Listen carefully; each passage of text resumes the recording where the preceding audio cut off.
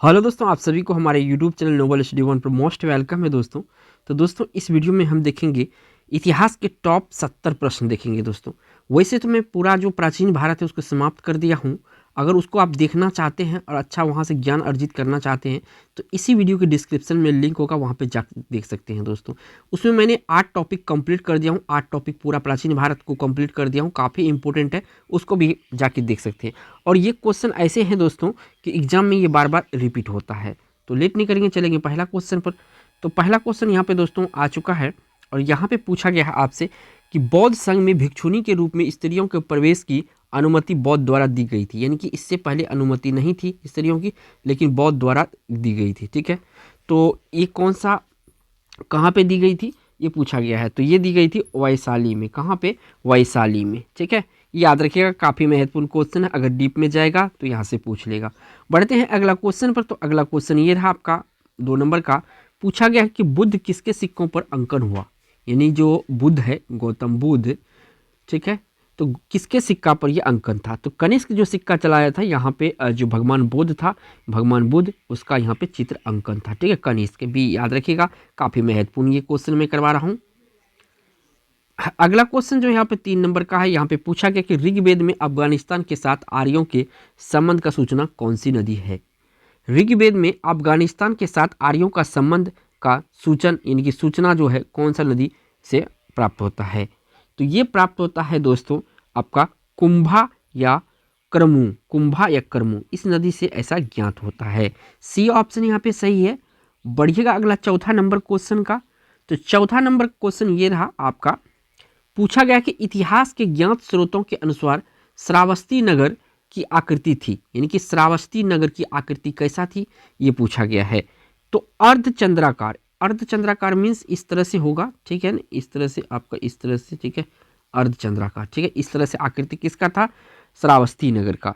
तो यहाँ से आपका बी ऑप्शन सही हो जाएगा। बढ़ते हैं अगला क्वेश्चन पर। तो ये रहा आपका 5 नंबर का क्वेश्चन। यहाँ से पूछा गया है शवतांत्रिक किस धर्म का संप्रदाय था। शवतांत्रिक जो है किस धर्म का संप्रदाय था। तो ये आपका बौद्ध धर्म का संप्रदाय था। शवतांत्रिक किस धर्म से संबंधित था? बौद्ध धर्म से संबंधित था। ए ऑप्शन यहाँ पे सही है।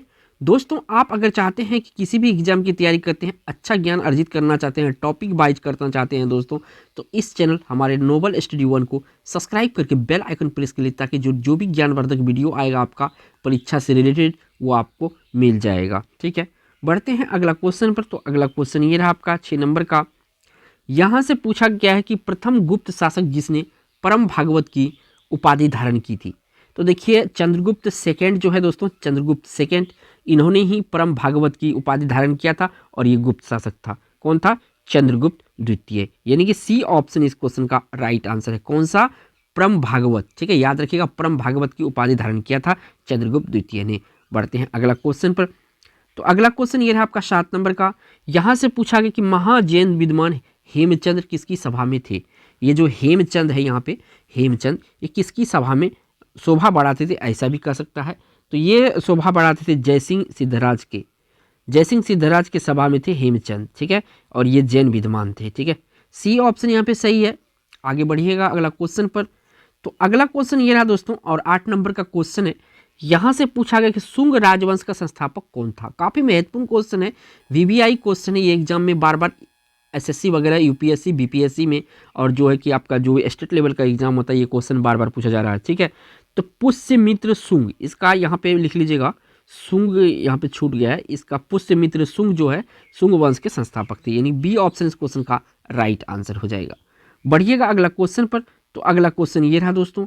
यहाँ से पूछा गया है गीत गोविंद का रचिता कौन था। बहुत इजी क्वेश्चन है, लेकिन रिपीटेड श्रेणी का क्वेश्चन है।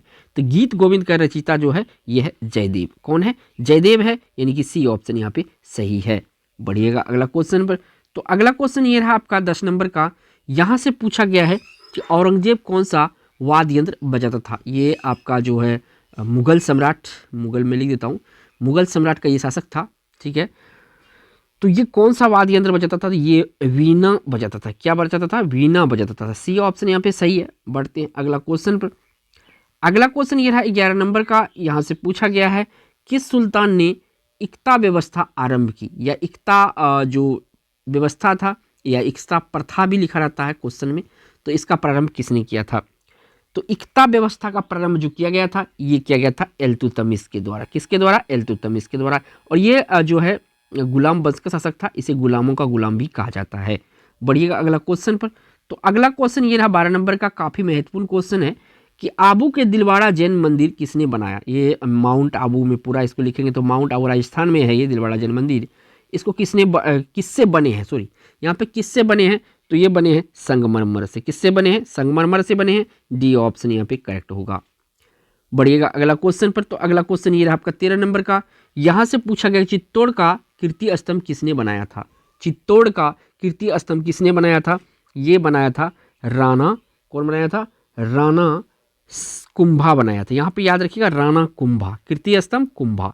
यहाँ का क और यहाँ का क, देखिए सांगा में कंफ्यूज आपको नहीं होना। इस तरह के क्वेश्चन जो है एग्जाम में आप गलत से मिस्टेक कर देते हैं, तो याद रखिएगा राणा कुंभा बनाया था चित्तौड़ का कीर्ति स्तंभ। विजय स्तंभ भी इसको कहते हैं। ठीक है, बढ़ते हैं अगला क्वेश्चन पर। तो अगला क्वेश्चन ये रहा आपका 14 नंबर का, काफ़ी महत्वपूर्ण क्वेश्चन है ये कि पृथ्वीराज चौहान राय पिथौरा के नाम से जाने जाते हैं, उनका मूल नाम क्या है? तो देखिए इनका मूल नाम है पृथ्वीराज तृतीय। कौन नाम था? पृथ्वीराज तृतीय। काफ़ी इतिहास में फेमस है क्योंकि मोहम्मद गौरी के साथ इनका 2 लड़ाई हुआ था, आगे आएगा क्वेश्चन में। बढ़ते हैं अगला क्वेश्चन पर। तो अगला क्वेश्चन ये रहा आपका 15 नंबर का। यहाँ से पूछा गया कि स्वतंत्रता आंदोलन में पहली बार जेल जाने वाले स्वतंत्रता संग्राम सेनानी, स्वतंत्रता संग्राम सेनानी कौन था? पहले बार जेल जो गया था ये गया था बाल गंगाधर तिलक।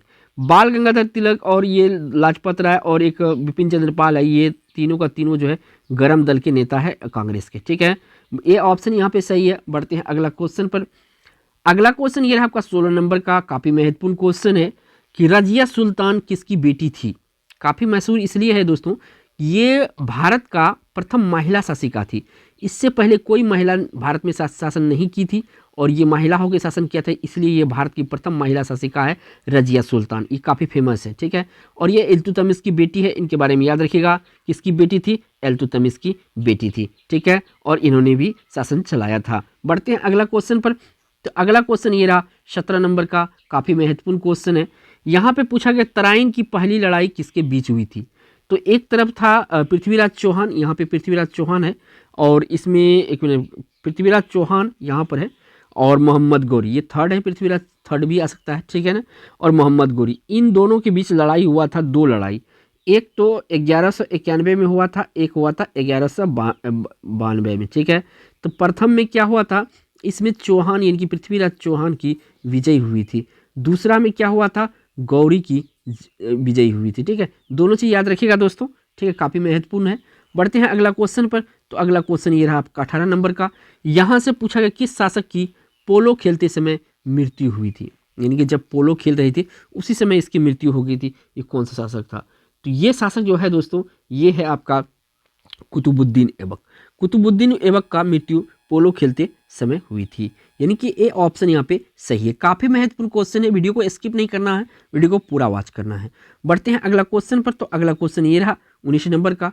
यहाँ से पूछा गया है कि आगरा की स्थापना किसके द्वारा की गई थी? आगरा की स्थापना किसके द्वारा की गई थी? तो देखिए आगरा की स्थापना जो है ये की गई थी सिकंदर लोदी। सिकंदर लोदी जो है लोदी वंश का सेकेंड शासक था। इससे पहले था बहलोल लोदी जिन्होंने स्थापना किया था। सिकंदर लोदी दूसरे स्थान पे आता है। ठीक है, इब्राहिम लोदी थर्ड स्थान पे आता है। लेकिन यहाँ पे पूछा गया है आगरा शहर की स्थापना, तो ये किया था सिकंदर लोदी ने। बढ़ते हैं अगला क्वेश्चन पर। तो अगला क्वेश्चन ये रहा आपका 20 नंबर का और यहाँ से पूछा गया है, देखिए पूछ दिया लोदी वंश का अंतिम शासक कौन था? तो देखिए पहला जो था ये था कौन? बहलोल लोदी। ठीक है, बहलोल लोदी हो गया और ये जो आपका इब्राहिम लोदी है ये थर्ड है और सिकंदर लोदी 2 है। ठीक है, इसको याद रखिएगा क्रम बाय क्रम, क्योंकि पूछा जाता है बड़े लेवल के एग्जाम में। बढ़ते हैं अगला क्वेश्चन पर। तो अगला क्वेश्चन ये रहा आपका 21 नंबर का। पूछा गया कि भारत के दिल्ली पर राज करने वाली पहली महिला मुस्लिम महिला शासिका, देखिए पूछ ही दिया, तो इसका राइट आंसर होगा रजिया सुल्तान। किसकी बेटी थी? इल्तुतमिश की बेटी थी, याद रखिएगा। बढ़ते हैं अगला क्वेश्चन पर। तो अगला क्वेश्चन ये रहा आपका 22 नंबर का। यहाँ से पूछा गया है यात्री इब्न बतूता कहाँ से आया था? तो यात्री इब्न बतूता जो है दोस्तों, या इब्न बतूता कहे या इब्न बतूता कहे, ये आया था मोरक्को अफ्रीका से। कहाँ से? मोरक्को अफ्रीका से। बढ़िएगा अगला क्वेश्चन पर। तो अगला क्वेश्चन ये रहा आपका 23 नंबर का और काफ़ी महत्वपूर्ण क्वेश्चन है कि कुतुब मीनार का कार्य किसने पूरा कराया था। तो इस निर्माण करने का जो कार्य किया था वो कुतुबुद्दीन ऐबक किया था, लेकिन इसका जो पूरा किया गया था किसके द्वारा किया गया था, इल्तुतमिश के द्वारा पूरा किया गया था। किसके द्वारा, इल्तुतमिश के द्वारा पूरा किया गया था। सी ऑप्शन यहाँ पे सही हो जाएगा। बढ़ते हैं अगला क्वेश्चन पर। तो अगला ये रहा आपका 24 नंबर क्वेश्चन और यहाँ पे पूछा गया है लाख बख्श के नाम से जाना जाता था। लाख बख्श के नाम से इनमें से कौन जाना जाता है, तो लाख बख्श के नाम से कुतुबुद्दीन ऐबक जाना जाता है, जिसका अर्थ होता है लाखों का दान देने वाला। ठीक है, सी ऑप्शन यहाँ पे सही है। बढ़िएगा अगला क्वेश्चन पर। तो अगला क्वेश्चन ये रहा 25 नंबर का। यहाँ से पूछा गया कि निम्न में से किसने इक्ता प्रणाली या इक्कादारी प्रथा चलाई। इक्ता प्रणाली या इक्कादारी प्रथा किसने चलाया था, तो ये चलाया था दोस्तों आपका इल्तुतमिश। इक्ता प्रणाली इल्तुतमिश। ठीक है, यहाँ से डी ऑप्शन सही है हो जाएगा। बढ़ते हैं अगला क्वेश्चन पर। तो अगला क्वेश्चन ये रहा और यहाँ से पूछा गया है कि भारतीय इतिहास में मूल्य नियंत्रण प्रणाली की शुरुआत की गई थी। काफ़ी महत्वपूर्ण क्वेश्चन है, वीवीआई क्वेश्चन है, आंसर आपको 100% याद रहना चाहिए। ठीक है, मूल्य नियंत्रण प्रणाली का जो शुरुआत किया गया था किसके द्वारा किया गया था, तो ये किया गया था दोस्तों आपका शुरुआत जो है ये अलाउद्दीन खिलजी के द्वारा किया गया था। किसके द्वारा किया गया था, अलाउद्दीन खिलजी के द्वारा किया गया था। याद रखिएगा, वीवीआई क्वेश्चन का आंसर है, क्वेश्चन भी वीवीआई है। बढ़ते हैं अगला क्वेश्चन पर। तो अगला क्वेश्चन ये रहा 27 नंबर का। यहाँ से पूछा गया है कि प्रसिद्ध कवि अमीर खुसरो दरबार में रहते थे। अमीर खुसरो किसके दरबार में रहते थे, तो अमीर खुसरो अलाउद्दीन खिलजी के दरबार में रहते थे। किसके दरबार में, अलाउद्दीन खिलजी के दरबार में रहते थे। ठीक है, और इन्होंने जो है मूल्य नियंत्रण प्रणाली की शुरुआत की थी, कौन, अलाउद्दीन खिलजी। याद रखिएगा। अगला क्वेश्चन जो आ रहा है, अगला क्वेश्चन ये आपका 28 नंबर का। देखिए यहाँ पे पूछ ही दिया है, मैं जो बताया था आप लोग को, शासक में कौन सा क्रम सही है। सारे लोधी वंश के शासक हैं, लेकिन पहला आपको पता है कि जो है जो बहलोल लोधी है ये 1 नंबर पे है। 1 नंबर पे इसको रखेंगे बहलोल लोधी को। दूसरा नंबर पे है आपका सिकंदर लोधी। ठीक है, इसके बाद 3rd नंबर पे है इब्राहिम लोधी। तो सीरीज आपका इस तरह से फॉलो करेगा, बहलोल लोधी, सिकंदर लोधी, इब्राहिम लोधी, क्योंकि लास्ट जो था इब्राहिम लोधी था और 1526 में ये लड़ाई लड़ा था, 1526 में बाबर के साथ। इसी के साथ इसकी हार हो गई थी और उसी समय लोधी वंश का अंत हो गया था और मुगलों की नींव डली थी। बढ़ते हैं अगला क्वेश्चन पर। तो अगला क्वेश्चन ये रहा आपका 29 नंबर का। यहाँ से पूछा गया है किस मुस्लिम शासक ने सिक्कों पर देवी लक्ष्मी की आकृति बनी थी। किस मुस्लिम शासक के सिक्कों पर देवी लक्ष्मी की आकृति बनी थी, लेकिन मुस्लिम होते हुए भी देवी लक्ष्मी की आकृति बनी थी। तो इंपॉर्टेंट क्वेश्चन है। तो देखिए मोहम्मद गोरी के जो सिक्के चलाए थे इन्होंने, तो इन पे क्या था, तो इसके सारे सिक्कों पे क्या था, तो इसके सिक्कों पर देवी लक्ष्मी की आकृति बनी हुई थी। बी ऑप्शन यहाँ पे सही है। बढ़िएगा अगला क्वेश्चन पर। तो अगला क्वेश्चन 30 नंबर का ये रहा। पूछा गया है कि पहला मुस्लिम आक्रमणकारी 712 ईस्वी में भारत आया था, उसका नाम था, क्या नाम था, तो उसका नाम था महमूद बिन कासिम। क्या नाम था, महमूद बिन कासिम, और 712 ईस्वी में भारत आया था आक्रमण करते हुए। ठीक है, सी ऑप्शन यहाँ पे सही है। बढ़ते अगला क्वेश्चन पर। तो अगला क्वेश्चन ये रहा आपका 31 नंबर का और ये काफ़ी महत्वपूर्ण क्वेश्चन है इतिहास की दृष्टि से कि महमूद गजनी भारत पर कितने बार आक्रमण किया था। तो टोटल 17 बार आक्रमण किया था, जिसमें आपका 1025 ईस्वी में जो है दोस्तों ये किया था सोमनाथ मंदिर पर। कौन किस पर, सोमनाथ मंदिर पर आक्रमण किया था और इसके यहाँ के भारी लूटपाट किया था। याद रखना है, ये जो 1025 ईस्वी में हुआ था सोमनाथ मंदिर पे लूट, ये काफ़ी महत्वपूर्ण है इतिहास की दृष्टि से, क्वेश्चन भी बनता है यहाँ से। तो इस क्वेश्चन का राइट आंसर सी ऑप्शन यहाँ पे 17 बार कुल यहाँ से आक्रमण किया था महमूद गजनी ने भारत पर। बढ़ते हैं अगला क्वेश्चन पर। तो अगला क्वेश्चन ये रहा दोस्तों, यहाँ 32 नंबर का। यहाँ से पूछा जा रहा है महमूद गजनी के साथ सभी आक्रमणों में सर्वाधिक महत्वपूर्ण आक्रमण कौन सा था। ये देखिए पूछ ही दिया। तो सबसे ज़्यादा महत्वपूर्ण आक्रमण था सोमनाथ मंदिर पर आक्रमण, जो कि ये सोमनाथ मंदिर कहाँ पे पड़ता है, गुजरात में पड़ता है। कहाँ पे, गुजरात में पड़ता है। ठीक है, और ये 1025 ईस्वी में ये लड़ाई किया था, यहाँ पे लूटपाट काफ़ी मचाया था। जितना भी सोना था मंदिर से ये सारे लूट के लेके चला गया था अपने साथ। कौन, महमूद गजनवी। ठीक है, डी ऑप्शन यहाँ पे सही है। बढ़ते हैं अगला क्वेश्चन पर।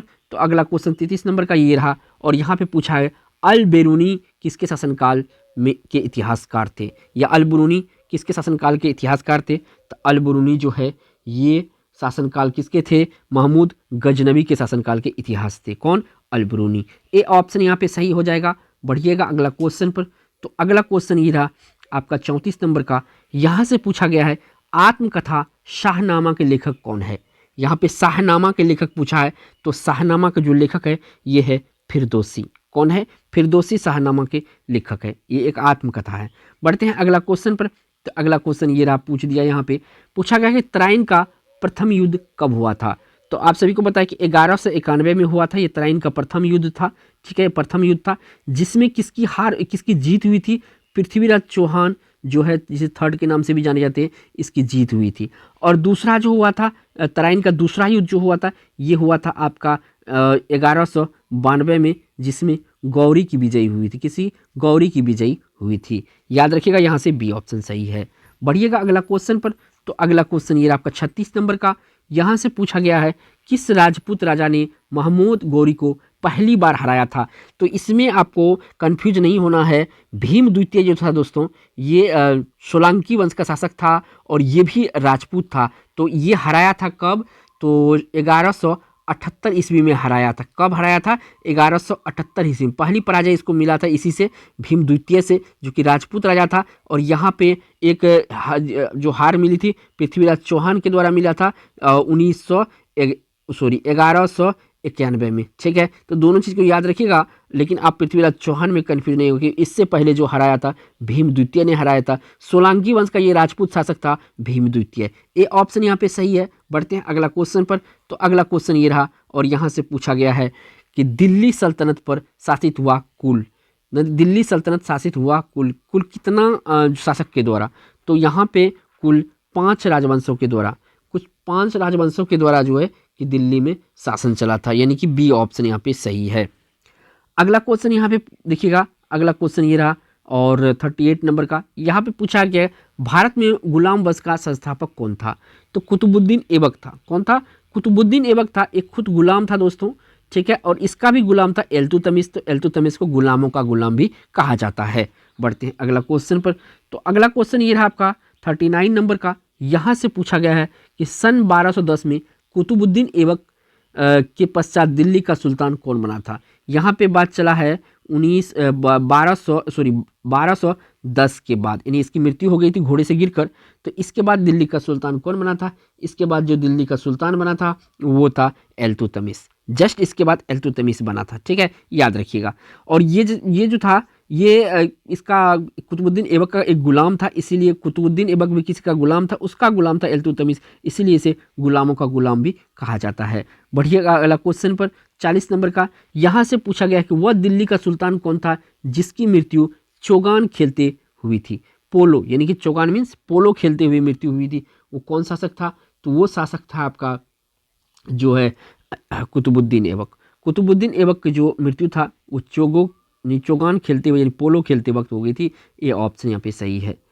बढ़िएगा अगला क्वेश्चन 41 नंबर का। यहाँ पे पूछा गया है कि 41 नंबर में कि दिल्ली सल्तनत की दरबारी भाषा क्या थी? दिल्ली सल्तनत की दरबारी भाषा क्या थी? तो दिल्ली सल्तनत की दरबारी भाषा जो थी ये थी आपका फारसी। कौन सी थी? फारसी दिल्ली सल्तनत की दरबारी भाषा था। काफ़ी महत्वपूर्ण है, याद रखिएगा। ठीक है, बढ़ते हैं अगला क्वेश्चन पर। तो अगला क्वेश्चन ये रहा 42 नंबर का। यहाँ से पूछा गया है, आगरा शहर की स्थापना किसके द्वारा की गई थी? आगरा शहर की स्थापना किसके द्वारा की गई थी? तो आगरा शहर की जो स्थापना है ये की गई थी आपका किसके द्वारा? तो ये की गई थी सिकंदर लोदी के द्वारा। किसके द्वारा? सिकंदर लोदी के द्वारा, यानी कि सी ऑप्शन यहाँ पे सही है। बढ़िएगा अगला क्वेश्चन पर। तो अगला क्वेश्चन ये रहा, और यहाँ से पूछा गया है आपका 43 नंबर में, कुव्वत उल इस्लाम मस्जिद का निर्माण किसके द्वारा किया गया था? कुव्वत उल इस्लाम मस्जिद का निर्माण किसके द्वारा किया गया था? तो इसका निर्माण जो है कुतुबुद्दीन ऐबक के द्वारा किया गया था। किसके द्वारा? कुतुबुद्दीन ऐबक के द्वारा। डी ऑप्शन यहाँ पे सही है। बढ़िएगा अगला क्वेश्चन पर। तो अगला क्वेश्चन ये रहा आपका 44 नंबर पर। यहाँ पे पूछा गया है कि अजमेर में 2.5 दिन का झोपड़ा किसने बनाया था? अजमेर में 2.5 दिन का झोपड़ा किसने बनाया था, ये पूछा जा रहा है। तो ये बनाया था कुतुबुद्दीन ऐबक ने। किसने बनाया था? कुतुबुद्दीन ऐबक ने बनाया था, यानी कि ए ऑप्शन इस क्वेश्चन का राइट आंसर होगा। बढ़िएगा अगला क्वेश्चन पर। तो अगला क्वेश्चन ये रहा आपका 45 नंबर का, और यहाँ पे पूछा गया है कुतुब मीनार के निर्माण का कार्य किसने पूरा किया था? तो बनाने का काम जो किया था कुतुबुद्दीन ऐबक ने, इसको उद्घाटन किया था, और इसका पूरा जो कराया गया था ये शम्स उद्दीन इल्तुतमिश के द्वारा किया गया था। इसका पूरा नाम है इल्तुतमिश का शम्स उद्दीन इल्तुतमिश। सी ऑप्शन यहाँ पे सही है। बढ़ते हैं अगला क्वेश्चन पर। तो अगला क्वेश्चन ये रहा आपका और 46 नंबर का है। पूछा गया किसके शासनकाल में सबसे अधिक मंगोल आक्रमण हुआ था। तो सबसे ज़्यादा मंगोल आक्रमण जो हुआ था ये किसके शासनकाल में हुआ था, ये हुआ था फिरोज तुगलक के शासनकाल में। किसके शासनकाल में, फिरोज तुगलक के शासनकाल में। ए ऑप्शन यहाँ पे सही है। बढ़िएगा अगला क्वेश्चन पर। तो अगला क्वेश्चन ये रहा। थोड़ी दोस्तों यहाँ पे जो है कंफ्यूज हो गया था, ये शासनकाल में सबसे अधिक मंगोल आक्रमण हुआ था तो ये हुआ था अलाउद्दीन खिलजी, क्योंकि मैं यहाँ पे अलाउद्दीन खिलजी, ठीक है, अलाउद्दीन खिलजी के समय में सबसे अधिक मंगोल आक्रमण हुआ था। बढ़िएगा अगला क्वेश्चन पर। तो अगला क्वेश्चन ये रहा। यहाँ से पूछा गया है 47 नंबर में कि दिल्ली के सुल्तान का पद संभालने से पहले बलबन किस सुल्तान का प्रधानमंत्री था। दिल्ली सुल्तान के पद संभालने से पहले बलबन किस सुल्तान का प्रधानमंत्री था। तो जो ये प्रधानमंत्री था ये था नासिरुद्दीन महमूद का। किसका, नासिरुद्दीन महमूद का ये प्रधानमंत्री था। बढ़िएगा अगला क्वेश्चन पर। तो अगला क्वेश्चन ये रहा आपका 48 नंबर का। यहाँ से पूछा गया है कि नियमित मुद्रा जारी करने वाला और दिल्ली को अपने साम्राज्य की राजधानी घोषित करने वाला दिल्ली का प्रथम सुल्तान था। यानी कि नियमित जो मुद्रा है रुपया वो नियमित रूप से जारी किया था और दिल्ली को राजधानी घोषित किया था। ये प्रथम सुल्तान कौन था। तो ये प्रथम सुल्तान था आपका इल्तुतमिश, ठीक है। ए ऑप्शन यहाँ पे सही हो जाएगा। बढ़िया अगला क्वेश्चन पर। तो अगला क्वेश्चन ये रहा आपका और काफ़ी महत्वपूर्ण क्वेश्चन है। पूछा गया कि बाजार नियंत्रण प्रणाली किसने प्रारंभ किया था। बाजार नियंत्रण प्रणाली किसने प्रारंभ किया था। तो ये किया था अलाउद्दीन खिलजी। किसने किया था, अलाउद्दीन खिलजी ने किया था। डी ऑप्शन यहाँ पे सही है। बढ़िएगा अगला क्वेश्चन पर। तो अगला क्वेश्चन ये रहा और इसमें पूछा गया है कि दिल्ली सल्तनत के किस सुल्तान ने सर्वप्रथम अस्थाई सेना का निर्णय किया। तो सबसे पहले जो अस्थाई सेना रखा था दिल्ली सल्तनत में तो ये रखा था आपका अलाउद्दीन खिलजी। किसने, अलाउद्दीन खिलजी। और मूल्य नियंत्रण जो प्रणाली था इनका भी शुरुआत इन्होंने ही किया था।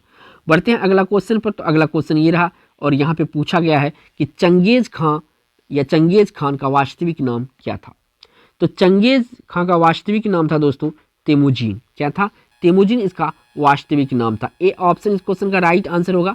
बढ़िया अगला क्वेश्चन पर। तो अगला क्वेश्चन ये रहा और 52 नंबर का क्वेश्चन है। पूछा गया कि प्रसिद्ध पारसी पर्व, यहाँ पे पारसी होना चाहिए, पारसी पर्व नवरोज को भारत में किसने प्रारंभ किया था। तो इन्होंने बलबन ने इसको शुरुआत किया था। किसने किया था, बलबन ने इसका शुरुआत किया था। तो यहाँ से सी ऑप्शन सही। कौन सा, पारसी पर्व नवरोज को। तो कौन किया था, बलबन। बढ़ते हैं अगला क्वेश्चन पर। तो अगला क्वेश्चन ये रहा आपका 53 नंबर का। यहाँ से पूछा गया अमीर खुसरो का जन्म कहाँ पे हुआ था। पटियाला या पटियाली में हुआ था। सी ऑप्शन यहाँ पे सही है। बढ़िया अगला क्वेश्चन पर। तो अगला क्वेश्चन ये रहा आपका 54 नंबर का। यहाँ से पूछा गया है किस शासक ने अपने आप को खलीफा घोषित किया था। अपने आप को खलीफा घोषित किया था तो ये किया था मुबारक शाह खिलजी।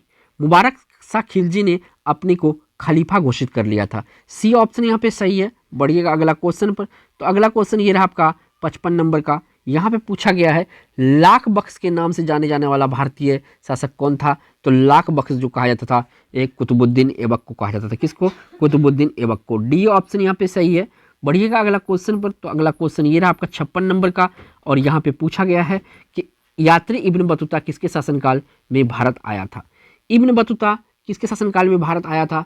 तो ये आपका महमूद बिन तुगलक के शासनकाल में आया था। किसके, महमूद बिन तुगलक के शासनकाल में आया था। यहाँ पे आपका डी ऑप्शन सही है, तुगलक। बढ़ते हैं अगला क्वेश्चन पर। तो अगला क्वेश्चन ये रहा 57 नंबर का। यहाँ से पूछा गया है कि तैमूर लंग ने किसके शासनकाल में भारत पर आक्रमण किया था। तैमूर लंग ने किसके शासनकाल में भारत पर आक्रमण किया था। तो तभी शासन था नासिरुद्दीन महमूद तुगलक का। नासिरुद्दीन महमूद के तुगलक का जब शासन था तब भारत पर तैमूर लंग ने आक्रमण किया था। यहाँ से बी ऑप्शन करेक्ट हो जाएगा। बढ़िएगा अगला क्वेश्चन पर। तो अगला क्वेश्चन ये रहा आपका 58 नंबर का। यहाँ से पूछा गया है कि दिल्ली के किस सुल्तान ने ब्राह्मणों पर जजिया कर लगाया था। ब्राह्मणों पर जजिया कर लगाया था किस सुल्तान ने। तो ऐसा किया था फिरोज शाह तुगलक। फिरोज शाह तुगलक जो है नहर प्रणाली का भी जाल बिछाया था। ठीक है, ये ऑप्शन यहाँ पे सही है। बढ़िएगा अगला क्वेश्चन पर। तो अगला क्वेश्चन ये रहा 59 नंबर का है। पूछा गया कि स्वयं को दूसरा सिकंदर या सिकंदर ए सानी कहने वाला सुल्तान कौन था। अपने आप को दूसरा सिकंदर कहा था, ऐसा भी कह सकते हैं। तो दूसरा सिकंदर जो कहा था ये कहा था अलाउद्दीन खिलजी। अलाउद्दीन खिलजी अपने आप को दूसरा सिकंदर कहता था। बी ऑप्शन यहाँ पे सही है। ठीक है, बढ़िएगा अगला क्वेश्चन पर। तो अगला क्वेश्चन ये रहा आपका 60 नंबर का। यहाँ से पूछा गया है कि कि दक्षिण विजय करने का मिशन अलाउद्दीन खिलजी ने किसे सौंपा था? तो ये सौंपा था मलिक कफूर को। किसको सौंपा था? मलिक कफूर को दक्षिण विजय करने का मिशन सौंपा था मलिक कफूर को। बी ऑप्शन यहाँ पे सही है। बढ़िएगा अगला क्वेश्चन पर। तो अगला क्वेश्चन ये रहा आपका 61 नंबर का। यहाँ से पूछा गया है कि निम्न में से किसे भारत का तोता कहा जाता है? तो यहाँ पे जो अमीर खुसरो है इसी को भारत का तोता कहा जाता है। डी ऑप्शन सही है और ये सितार का जनक भी है। बढ़ते हैं अगला क्वेश्चन पर। तो अगला क्वेश्चन ये रहा 62 नंबर का और यहाँ से पूछा गया है मनियरों का राजकुमार किसे कहा जाता है? मनियरों का राजकुमार किसे कहा जाता है? तो ये महमूद बिन तुगलक को कहा जाता है। किसको? महमूद बिन तुगलक को कहा जाता है क्या? मनियरों का राजकुमार। ए ऑप्शन यहाँ पे सही है। बढ़िएगा अगला क्वेश्चन पर। तो अगला क्वेश्चन ये रहा आपका 63 नंबर का। यहाँ पे पूछा गया है कि भारत में चमड़े की प्रतीक मुद्रा किसने प्रारंभ किया था? यानी भारत में चमड़े का प्रतीक मुद्रा किसने प्रारंभ किया था? तो ये प्रारंभ किया था आपका महमूद बिन तुगलक। कौन? महमूद बिन तुगलक। ठीक है, डी ऑप्शन यहाँ पे सही है। बढ़िएगा अगला क्वेश्चन पर। तो अगला क्वेश्चन ये रहा आपका 64 नंबर का और यहाँ पे देखिए काफ़ी महत्वपूर्ण क्वेश्चन है। कुतुब मीनार को जैसे हम आज उसे देखते हैं उसका पुनर्निर्माण किसने किया था? यानी कि आज जिस रूप में कुतुब मीनार हम लोग को मिलता है ना, ये कुतुब मीनार का जो है इस तरह से पुनर्निर्माण किसने किया था? तो इस तरह से जो पुनर्निर्माण किया गया था ये फिरोज शाह तुगलक के द्वारा किया गया था। 3 लोग का अहम भूमिका था कुतुब मीनार में। पहला कुतुबुद्दीन ऐबक का जिन्होंने निर्माण किया और उसके बाद दूसरा है इल्तुतमिश का जिन्होंने उसको पूरा किया और तीसरा पर्सन जो है फिरोज शाह तुगलक उसको क्या किया? चमका दिया। क्या किया? चमका दिया। 3 लोगों की काफ़ी महत्वपूर्ण भूमिका है और यहाँ से तीनों से क्वेश्चन पूछा जाता है। बढ़ते हैं अगला क्वेश्चन पर। तो अगला क्वेश्चन ये रहा दोस्तों 65 नंबर का। इसमें पूछा गया है किसने अपनी राजधानी दिल्ली से देवगिरी दौलताबाद जिसको कहते हैं स्थानांतरित किया था? तो दौलताबाद स्थानांतरित जो किया था अपनी राजधानी को दिल्ली से, तो ये किया था महमूद बिन तुगलक। किसने किया था? महमूद बिन तुगलक किया था। काफ़ी महत्वपूर्ण ये सब हिस्ट्री के क्वेश्चन है तो वीडियो को जरा सा भी स्किप नहीं करना है। बढ़ते हैं अगला क्वेश्चन पर। तो अगला क्वेश्चन ये रहा आपका 66 नंबर का। यहाँ से पूछा गया है कि दीवान ए खैरात नामक एक अलग विभाग की स्थापना किसने किया था? नाम क्या है? दीवान ए खैरात।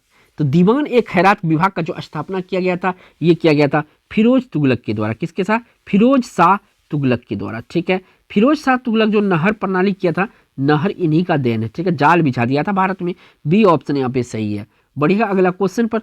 तो अगला क्वेश्चन ये रहा आपका 67 नंबर का। यहाँ से पूछा गया है कि दिल्ली का सुल्तान जो भारत में नहरों का सबसे बड़े नेटवर्क का निर्माण के लिए प्रसिद्ध है। काफ़ी महत्वपूर्ण क्वेश्चन में बताया था और ये देखिए क्वेश्चन आ गया आपका। ठीक है, तो आप सभी को पता होगा फिरोज शाह तुगलक। फिरोज शाह तुगलक जो है ऐसा किया था। बढ़ते हैं अगला क्वेश्चन पर। तो अगला क्वेश्चन ये रहा आपका 68 नंबर का। यहाँ से पूछा गया है कि लोदी वंश का अंतिम शासक कौन था? आप सभी को पता होगा लोदी वंश का अंतिम शासक है इब्राहिम लोदी, जिनका हार हुआ था 1526 के युद्ध में और ये पानीपत की जो है प्रथम युद्ध के नाम से जाना जाता है। ठीक है ना, और इसमें जो बाबर था उनकी विजय हुआ था। ए ऑप्शन यहाँ पे सही है। बढ़िएगा अगला क्वेश्चन पर। तो अगला क्वेश्चन ये काफ़ी महत्वपूर्ण है। कौन गुलरुखी के उपनाम से कविता लिखा करता था? गुलरुखी क्या? गुलरुखी के नाम से जो है कविता लिखा करता था। तो ऐसा लिखता था आपका, कौन लिखता था?